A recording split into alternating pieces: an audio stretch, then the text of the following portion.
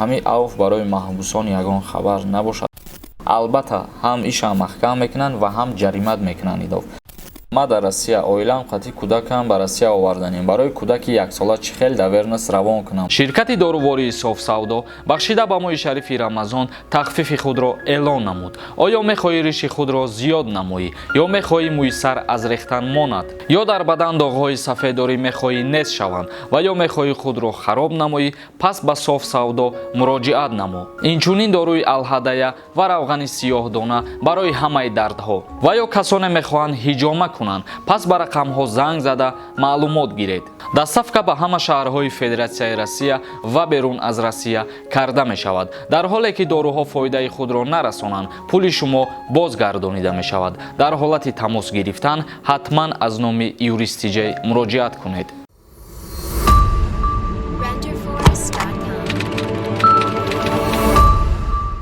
ассалому алайкум ба ҳама тамошобинони барномаҳои Сорбон Сафаров.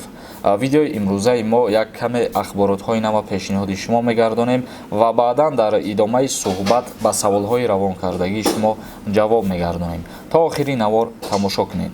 аввалин ахбороти мо оиди баргузор гаштани ҷаласаи кории президенти ҷумҳурии Тоҷикистон баъди бозгашт аз Москав дар ҷумҳурии Тоҷикистон. раиси ҷумҳурии Тоҷикистон баъди баргаштан аз сафари корӣ аз Русия бо масъулини тоҷик ҷаласаи корӣ доир кард. 10 май дар қасри миллат президенти ҷумҳурии Тоҷикистон Эмомалӣ Раҳмон бо аъзои ҳукумати ҷумҳурии Тоҷикистон, роҳбарияти дастгоҳи иҷроияи президент ва дигар сохторҳои давлатӣ ҷаласаи корӣ доир намуд. дар ин бора дафтари матбуоти президенти ҷумҳурии Тоҷикистон гузориш медиҳад. бинобар иттилооти манба, раиси ҷумҳур бо роҳбарону вазорати идораҳои ҷумҳуриявӣ ва масъулони дастгоҳҳои иҷроияи президентии ҷумҳурии Тоҷикистон доир ба ҷараёни тадбирҳои омодагӣ ба 30-умин солгарди истиқлолияти ҷумҳурии Тоҷикистон дастурҳо дод. инчунин президент оид ба сари вақт мавриди истифода қарор додани иншооти хурду бузурги ҷашнӣ, татбиқи амалии барномаҳои давлатии рушди соҳаҳои муҳими хоҷагии халқи мамлакат, суръатбахшии ҷамъоварии ҳосили саҳро, харидорӣ ва содироти маҳсулоти кишоварзӣ, ҷамъбасти муваффақонаи фаъолияти иқтисодию иҷтимоӣ дар 4 моҳи соли 2021 дастурҳо дод ва ҳамчунин дастур дод масъулин ҷиҳати сари вақт дастрас намудани нуриҳои минералӣ, техники мошинаҳои кишоварзӣ, ба кор даровардани заминҳои бекорхобида бо омодагии комил ба давраи тирамоҳу зимистони дар пеш истода аз ҳама имкониятҳои мавҷуда самаранок истифода намуданд, вазифадор гардонидааст президенти ҷумҳурии Тоҷикистон. бародарони азиз, шурӯъ мекунем хондани комментарияҳоро. бо диққат гӯш кунед ва ба саволҳои худтон ҷавоб мегирем. Шодрӯз нависад: салом алайкум ака, вид на жителство дорам, Узбекистон метавонам рафта? бале ки бе ягон монеагӣ мешава рафта. Баҳром нависад: салом алайк ака, чанд бор нависамтон ҷавоб надоден. растамошкаи мошино 2009 Мерседес, моторш 3.5, чанд қа бошад? Пешакӣ раҳмат.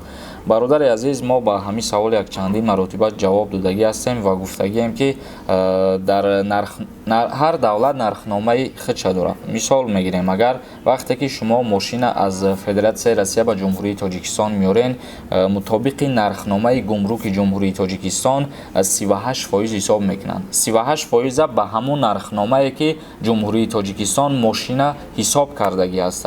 ба ҳамун 38% ба нархномаи худаш ҳисоб мекунад, баъдан ҷавоби растамошкаи мошин бароварда мешавад. ё ки мисол мегирем, агар аз тарафҳои Европа шумо вориди Тоҷикистон мошин бигардонен, аз Европа 43% мебошад нархномааш. ҳамин нархномаҳоша ба ҳамун фоиз ҳисоб мекунанд, баъдан ҷавоби растамошкаш маълум мешавад. Абдулҳамидҷон Ғоибназаров нависад: салом алайкум акаи Сорбон, 10 бор менависам, ҷавоб наметен. а ютуби шумоям аз Америка роиш кардан кнопкаи ютубе нуқрагӣ ё ки не? мутаассифона ай мара равон кардагӣ нестанд, вале намедонам ай чӣ сабаб боша. мумкин аст сабаби баста будани марзҳо ё ки қатъ будани парвозҳо боша.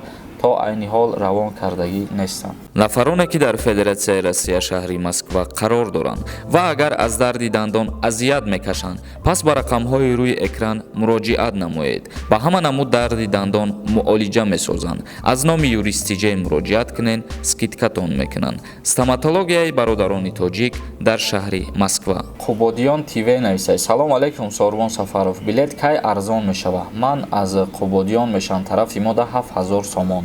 Илтимос ҷавоб тедарамони худо бошӣ, интизорем ҳар як видеои шуморо раҳмат пешакӣ. ҳазор раҳмати калон шуморам, худованд нигаҳбон боша.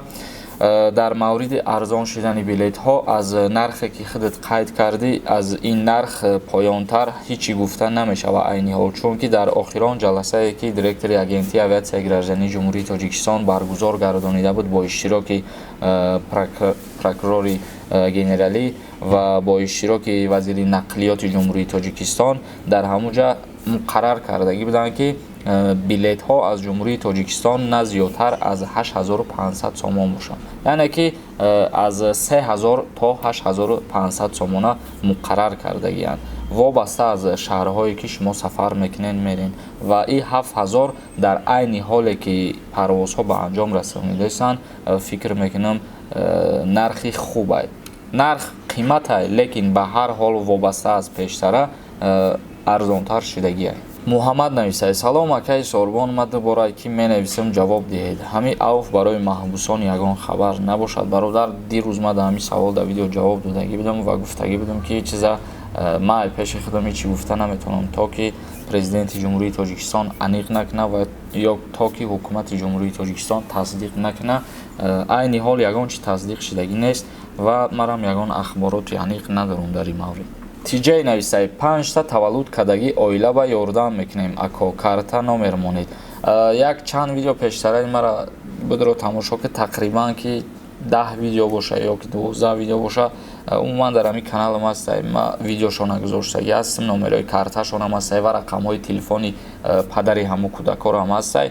агар ки кӯмак расонданӣ бошӣ, дуромада дар ҳамунҷа тамошо кун, маълумот бигӣ ва зангшон бизан. Фурқат нависад. Салом алейкум ака, ҳамун коре ки гуфта будӣ фонди хайриявиро кушо ака. ай мурдан пеш дар халқамон кӯмак кунем, иншааллоҳ. Омин бародаро, дар кӯмаки камбизоатҳо кӯмаки худмона мерасонем. бародари азиз, мутаассифона ягон мақсади аниқ дар омадагӣ нестем. мо айни ҳол дар ҳамин мавриде ки мо гуфтем фонди хайриявӣ мекушоем, мо танҳо хостем ки фикра ақидаи шуморо бифаҳмем ки шумо розӣ ҳастен ё ин ки не. вале пас аз фикра ақидаи шуморо фаҳмидан, оли мо ба ягон мақсади аниқ омадагӣ нестем ки фонда мекушоем ё ки намекушоем. вале ба ҳар ҳол ҳазор раҳмат ҳар нафаре ки дар комментарияҳо нависонданд ки мо ҳамроҳӣ мекунем дар ҳамин кор ва кӯмаки худмона мерасонем. оиди боз ягон фикри аниқ кардем, баъдан хотиррасонтон мекунем. Яқубов нависад. Салом брат, ма дар Россия, оилам қатъи кӯдакам ба Россия оварданем. Барои кӯдаки яксола чӣ хел давернес равон кунам? Ба кадом паспорти ҳамсарам давернес рӯӣ кунам? раҳмат. бародари азиз, агар ки ҳамсарат ҳамун фарзанда бурданӣ боша, албатта ки те давернеса ба ному фамилияи ҳамсарат равон мекунӣ. яъне ки иҷада ин муҳим нест ки ту ба загранпаспорти ӯ роҳӣ мекунӣ ё ки ба шиносномаи миллиш роҳӣ мекунӣ. аммо электрони почта қатъи нусхаи давернеста равон мекунӣ ва дар ҳолати санҷиш ному фамилияи зан, отчество, соли таваллуд, рӯз, моҳ ҳамаш дар ҳамун нусха нависондагӣ ҳастай ва ҳамура ба ҳамун паспортш муқоиса мекунанд. дар ҳақиқат ки мувофиқ боша, бе ягон монеагӣ ба воситаи ҳамун нусхаи равонкардагии ту вай фарзандтона ба назди худат гирифта меравад. Сафарбеков нависад. Гапат маъқул, нашод кӯмак, не ки адресит битем мераи ҳамун хонаҳое ки ба кӯмак ниёз доранд. кӯшиш мекунем ки ҳар касе ки муроҷиат мекуна, мо аз ҳолаш бохабар бошем. Саид Наврӯзов нависад. Наметавонӣ як вақта ҷудо кунӣ барои саволҳоро ҷавоб додан ё ки як-ду рӯз постоянно реклама кунию дар давоми суҳбатат реклама накунӣ?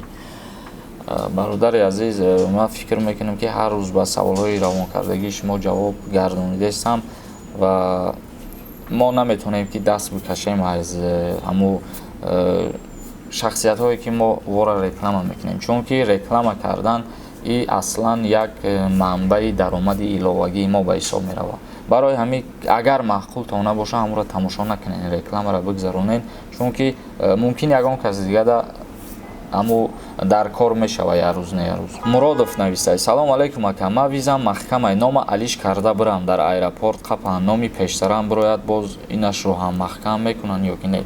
Албатта ҳам ишам маҳкам мекунанд ва ҳам ҷаримат мекунанд идов, чунки вақте ки ҳами ҳукумати Россия як фармоне бигем баҳри мигрантҳо гуфт ва пешниҳод кард ки то 15 июн ҳар касе ки дар дохили Россия қарор дорад бояд муроҷиат кунад ба шуъбаҳои маҳаллии зистшон барои ба қайд гирифтани ҳуҷҷатҳошон ва дар уҷа бо қайд кардагӣ буд ки авф мешавад, яъне авфи муҳоҷирон мешавад. Дар ҳамун суханронӣ дар ҷаласа қайд кардагӣ ҳастанд ки авфи муҳоҷирон тааллуқ надорад ба шахсиятҳое ки визашон маҳкамаю ному фамилияшона иваз карда вориди Россия мешаванд. Агар шахсиятҳое ки мақсад запрет доранд, ному фамилияшона алиш мекунанд, вориди Россия мешаванд, агар ки дастгиршон кунанд, дар ин ҳолат ин номшонам запрет мекунанд ва боз бар зами запрет кардан ҷаримаи калоншон мекунанд. Роҳбалад нависай: салому алайкум акаи Сорбон, илтимос ҳами саволи маро ҷавоб дед. Агар вид на жительство дошта бошӣ, дар Тоҷикистон хизмат мебаранд ё ки не?